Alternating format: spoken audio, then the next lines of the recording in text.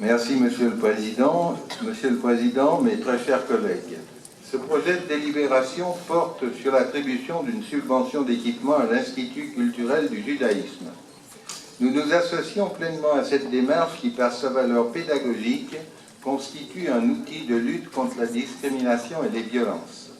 Nous vivons une époque où les épisodes de violence d'une manière générale se multiplient et les actes antisémites ne dérogent pas à cette règle.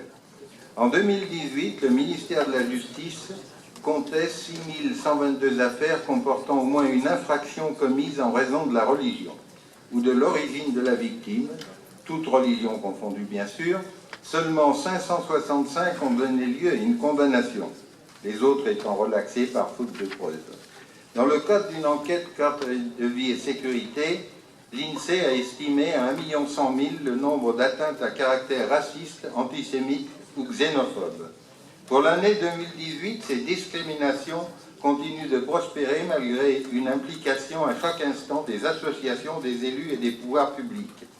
Tous ces événements alimentent un sentiment d'insécurité déjà éprouvé par les Juifs de France, au point que certains d'entre eux envisagent de quitter le pays de la Déclaration des droits de l'homme et du citoyen.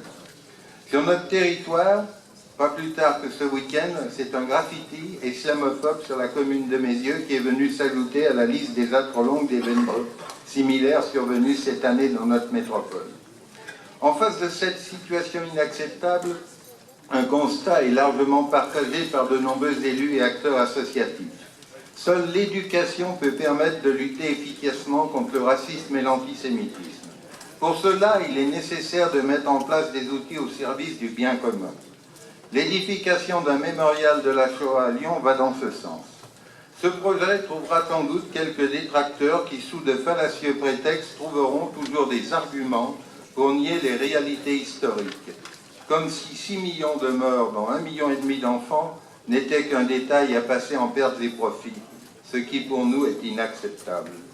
Dans ce contexte, il est plus que jamais nécessaire de rappeler à chaque personne que nous avons tous une histoire personnelle, que cette histoire découle de ce qu'ont été nos ascendants et qui fait que nous sommes marqués par des us et coutumes qui doivent s'intégrer dans les valeurs de la République dans un contexte d'unité nationale. La laïcité garantit à chacun le droit d'exercer son culte sans subir de persécution. Il est de notre devoir de veiller au respect de ce droit fondamental. Le projet qui nous est présenté aujourd'hui concerne le cofinancement d'un institut culturel du judaïsme.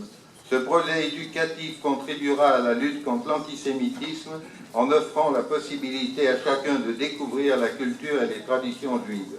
Les relations prévues avec l'espace culturel du christianisme à Lyon et l'Institut français de civilisation musulmane démontrent qu'une cohabitation des différentes cultures et religions est possible dans le respect des valeurs de la République. Pour conclure, la participation de l'État, de la région, de la métropole et de la ville de Lyon à des acteurs privés démontre l'engagement de l'ensemble des acteurs de la vie publique pour lutter efficacement contre l'antisémitisme.